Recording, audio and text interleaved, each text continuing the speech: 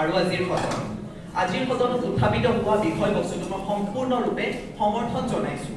অৰ্থাৎ মই ক'ব খুজিছোঁ যে ৰাষ্ট্ৰীয় শিক্ষানীতি 2020 অসমৰ শৈক্ষিক পৰিৱেশত আমূল পৰিৱৰ্তন আনিবলৈ সক্ষম হ'ব। অধ্যক্ষ মহোদয়, আমি সকলোৱে জানো শিক্ষাই শক্তি, শিক্ষাই মহান শক্তি। এখন দেশ আৰু প্ৰতিটো ব্যক্তিক শিক্ষাই অতি বহল ব্যাপকভাৱে আগবঢ়াই লৈ যায়। অধ্যক্ষ মহোদয়, তাৰে ফলস্বৰূপ আমাৰ নতুন শিক্ষানীতি 2020। অধ্যক্ষ মহোদয়, যোৱা 34 বছৰৰ পিছত আকৌ এই শিক্ষানীতি সলনি হ'বলৈ গৈ আছে, যিহেতু পৃথিৱীত এই 34 বছৰত নানান ধৰণৰ পৰিৱৰ্তন আহিছে, নানান ধৰণৰ হাল সলনি হৈছে। সামাজিক দিশতে হওক বা কাৰিকৰী দিশতেই হওক, আমাৰ শিক্ষা জানো ৰৈ থাকিলে হ'ব?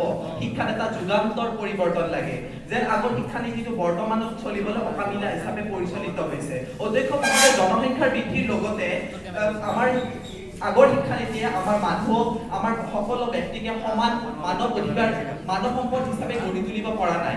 অধ্যক্ষ মহোদয়, কিন্তু এই শিক্ষানীতিয়ে এই পদক্ষেপ চাই পেলাইও এই শিক্ষানীতিখন গ্ৰহণ কৰিছে। অধ্যক্ষ মহোদয়, এই শিক্ষানীতিখন আগৰ শিক্ষানীতিতকৈ অধিক ব্যাপক আৰু ভৱিষ্যতমুখী। অধ্যক্ষ মহোদয়, কেৱল তামিল ভাষা নজনাৰ বাবে এজন শিক্ষকক তামিলনাডুৰ পৰা সেই শিক্ষানুষ্ঠানৰ পৰা নিলম্বন কৰা হৈছিল।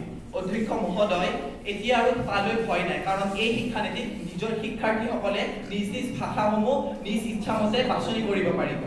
অধ্যক্ষ মহোদয়, মোৰ সন্মানীয় বিৰোধী পক্ষৰ প্ৰাৰ্থীয়ে কৈ গৈছিল যে তেওঁলোকে বহিৰাগত যিবোৰ ল'ৰা ছোৱালী ইয়াত পঢ়িবলৈ আহিব, তেওঁলোকে হেনো আঞ্চলিক ভাষা পঢ়িবলৈ বহুত সমস্যাৰ সন্মুখীন হ'ব, কিন্তু তেওঁলোকে নাজানে যে Indian Institute of Translation and ইণ্টাৰপ্ৰিটেশ্যনৰ দ্বাৰা সকলো ভাষা ট্ৰান্সলেশ্যন কৰি পঢ়িবলৈ সুবিধা গ্ৰহণ কৰিব।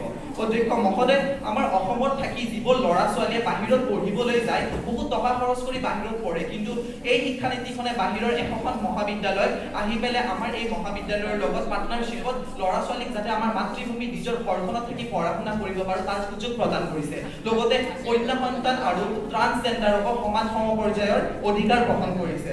অধ্যক্ষ মহোদয়, দুবেলা দুমুঠি ভাত খাব নোপোৱাৰ ফলত যিবোৰ ল'ৰা ছোৱালীয়ে নিজৰ শিক্ষা আধাতে সামৰিব লগা হয়, কিন্তু এই শিক্ষানীতিত মধ্যাহ্ন ভোজনৰ লগতে প্ৰাতঃ ভোজনৰো ব্যৱস্থা কৰা হৈছে। অধ্যক্ষ মহোদয়, সুদীৰ্ঘ 34 বছৰৰ মূৰত ৰাষ্ট্ৰ এখন নতুন শিক্ষানীতি দিব ওলাইছে।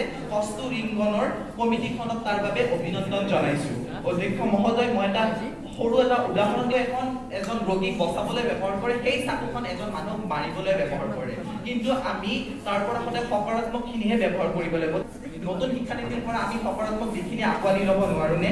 অধ্যক্ষ মহোদয়, পৰিৱৰ্তন আৰু অনিশ্চয়তাৰ এটা মুদ্ৰাৰ ইপিঠি সিপিঠি, গতিকে পৰিৱৰ্তনটো আমি ব্যাপকভাৱে আলোচনা কৰি তাৰ অনিশ্চয়তাৰ কাৰণসমূহ আমি বাতিল কৰিব পাৰোঁ। অধ্যক্ষ মহোদয়, জ্যোতিপ্ৰসাদ আগৰৱালাই এষাৰ কথা কৈ গৈছিল যে ৰূপান্তৰেহে জগত ধুনীয়া কৰে। ধন্যবাদ অধ্যক্ষ মহোদয়া, ধন্যবাদ সদন।